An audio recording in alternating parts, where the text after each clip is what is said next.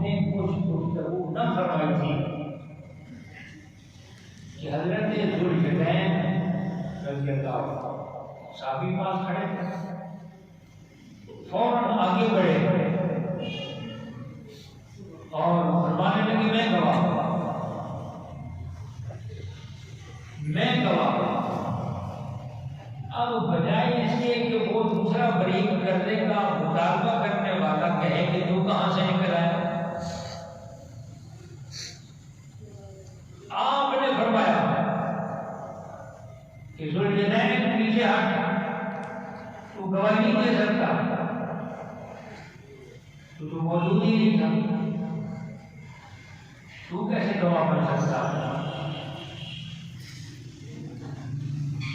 یہ تو اصول بیان کیا گیا، ضابطہ بیان کیا گیا کہ جو گواہ موجود ہی نہ ہو وہ گواہ نہیں بن سکتا، یہ تھا ضابطہ۔ اگلی بات وہ ذوالجلالین کی عشق کی ہے، محبت کی بات ہے۔ حضرت ذوالجلالین نے عرض کیا یا رسول اللہ میں گواہ بن سکتا ہوں، میں گواہی دینا ہوں۔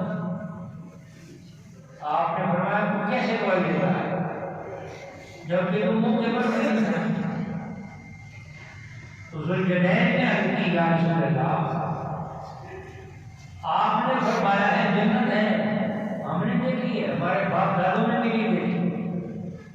آپ نے فرمایا جنت ہے، ہم نے تسلیم کیا۔ آپ نے فرمایا جہنم ہے، غیب کی خبر دی ہے، ہم نے آپ کی اس غیب کی خبر پر یقین رکھا ہے کہ جہنم ہے۔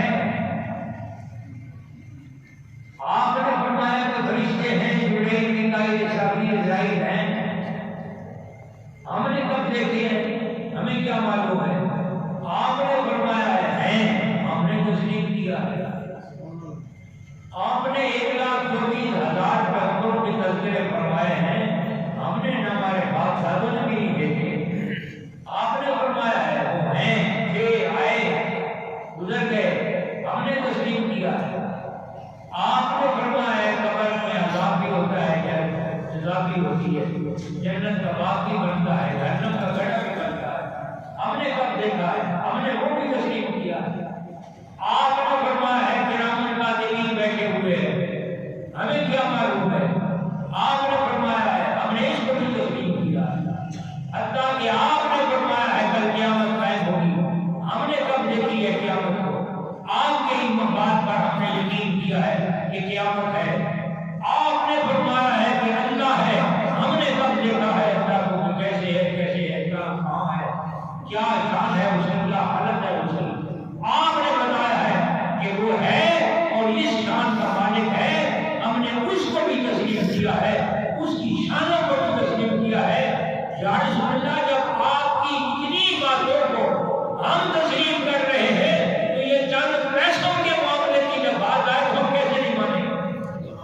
آپ یقیناً سچ کہتے ہیں، آپ کی بات سچی ہے، اسی لیے میں گواہی دے رہا ہوں۔ کیا کرم والا کرم ہوا جب حضرت ذوالجلالین نے اپنے عشق کا اظہار کیا اور یہ جو باتیں فرمائی، حضور پاک صلی اللہ علیہ وسلم کے سامنے یہ گزارشات کی، اس کافر نے بھی سنی، اللہ کے محبوب نے بھی سنی، تو سرکار خاموش ہو گئے اور پھر فرمایا ذوالجلالین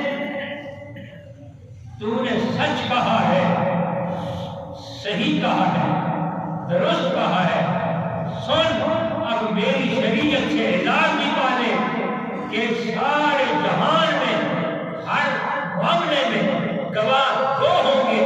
ذوالجلالین جس کیس میں بھی تو چلا جائے گا، جس گواہی کے لیے بھی تو چلا جائے گا، جہاں تو ایک کھڑا ہو جائے گا تو دھوکے کے مقام ہو جائے گا، تیری گواہی دو کے برابر ہوگی، یہ تیرا مقام ہے۔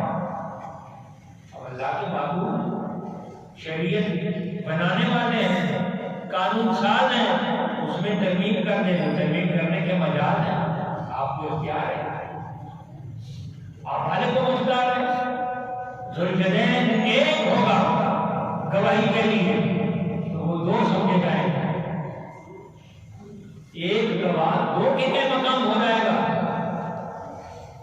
شریعت ہے، اللہ کے رسول کا بیان ہے، قانون ساز ہے، جو بنا ڈالے بنا ڈالے۔ سراقہ بن مالک واقعہ جو طویل ہے، یاد کرتا ہوں مختصر۔ سراقہ بن مالک حضور کے تعاقب میں نکلتا ہے،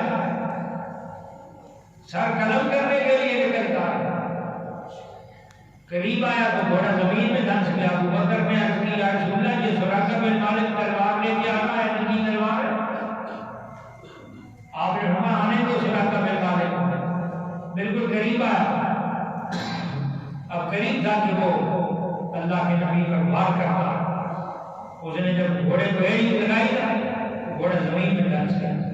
اس نے کہا گھوڑا جمپ لگائے گا، آگے پہنچ جائے گا۔ گھوڑا تو زمین میں دھنس گیا، پکڑا گیا۔ رسول اللہ بزور کوشش کرنے کے بعد جب گھوڑا نہ نکل سکا تو پھر معافی مانگی، معاف کر دو، میں نے غلطی کی ہے، میں نے سمجھا نہیں، آپ حق پر ہیں، سچے نبی ہیں، جن کی عزتوں پر زمین بھی قربانی دے رہی ہے، تو پھر کسی کی کیا مزاح ہے۔ پھر اللہ کے نبی نے فرمایا، اس نے ساتھ ساتھ یہ بھی عرض کیا سراقہ بن مالک، یا رسول اللہ میں واپس جا رہا ہوں اور اس عہد کے ساتھ جا رہا ہوں کہ اب جو بھی آپ کی تعاقب میں آئے گا اس کا مقابلہ بھی سراقہ بن مالک کرے گا، آپ کے پاس نہیں آنے دے گا۔ صرف میں پلٹ کے نہیں جا رہا، تمہارا تعاقب کرنے والا کوئی یہاں نہیں آئے گا، اب اس کو میں روکوں گا۔ تو جب اس نے یہ کہا تو آپ نے فرمایا سراقہ بن مالک خیر سن میرے اعلان بھی لے کے جا، پھر برکتیں بھی لے کے جا، میری طرف سے انعام لے کے جا کہ سراقہ بن مالک جب جمن فتح ہوگا اس کے بادشاہ کے کنگن سونے کے ہیں، وہ تیرے ہاتھ میں پہنائے جائے گا، سونے کے کنگن تیرے ہاتھ میں پہنائے جائے، یہ انعام لے کے۔ وقت پھر کہاں گزرا، فاروق اعظم کی حکومت آئی، دور اقتدار آیا، آپ کے دور اقتدار میں یمن فتح ہوا، بادشاہ پکڑا گیا، اس کے کنگن اتارے گئے، مال غنیمت میں لائے گئے، فاروق اعظم کے مال غنیمت تقسیم فرما رہے تھے، جانشاران اسلام سب کے ساتھ موجود تھے، صحابہ موجود تھے، غلام موجود تھے، فاروق اعظم تقسیم کر رہے تھے مال غنیمت۔ جب کنگنوں کی باری آئی تو فرمایا نا سراقہ بن مالک کہاں ہے؟ کھڑے ہو گئے، آپ نے فرمایا آگے آؤ۔ سراقہ بن مالک آگے آئے، فاروق اعظم نے ان کے ہاتھوں میں کنگن چڑھائے، سونے کے کنگن پہنائے، ایک صحابی کھڑے ہو گئے، انہوں نے عرض کی اے امیر المومنین کیا کر رہے ہیں؟ شریعت محمدیہ میں سونا حرام ہے مرد کے لیے، کسی مرد کو سونا پہننا حرام ہے، اگر وہ پہن کر نماز پڑھے گا تو نماز ہی نہیں ہوگی، چاہے وہ انگوٹھی ہو، چاہے وہ کنگن ہو، چاہے کوئی اور شے۔ یہ آپ کیا کر رہے ہیں؟ تو فاروق اعظم رضی اللہ عنہ کھڑے ہوئے اور فرمایا تم ٹھیک کہہ رہے ہو، مگر سنو جس زبان سے مرد کے لیے سونا حرام تھا اسی زبان سے سراقہ بن مالک کے لیے سونا حلال کر دیا۔ ہمارا نبی قانون ساز بھی ہے، اس میں ترمیم کرنے کا مجاز بھی ہے، جس کے لیے جو قانون بنا دے وہ بن جائے۔ با اختیار نبی ہے، بے اختیار نبی نہیں۔ تو سراقہ بن مالک کہاں؟ فاروق اعظم کا دور، ہجرت کا وقت تھا، ابھی تو ہجرت ہی نہیں ہو رہی، ابھی تو مدینہ میں بھی نہیں پہنچے تھے، ابھی تو غار ثور میں پہنچنے والے تھے، ابھی غار ثور میں بھی نہیں پہنچے تھے، غار ثور میں بھی نہیں پہنچے تھے، غار ثور میں پہنچے، پھر مدینہ میں پہنچے، پھر وقت گزرا، سرکار دنیا سے تشریف لے گئے، ابو بکر کا دور آیا، وہ بھی تشریف لے گئے، پھر فاروق اعظم کا دور آیا، نبوت کی نگاہ کہاں دیکھ رہی ہے؟ نگاہ نبوت کہاں جا رہی ہے؟ فاروق اعظم کے دور کا یمن فتح ہونے والا، اس میں مال غنیمت میں آنے والے کنگن اللہ کا نبی دیکھ رہا ہے، فاروق اعظم کے مال غنیمت کو تقسیم کرتے ہوئے بھی دیکھ رہا ہے، اور پھر تب ہی تو فرمایا اے سراقہ بن مالک، وہ وقت کیسا عجیب ہوگا جب تیرے ہاتھ میں یمن کے بادشاہ کے کنگن سونے کے پہنائے جائیں۔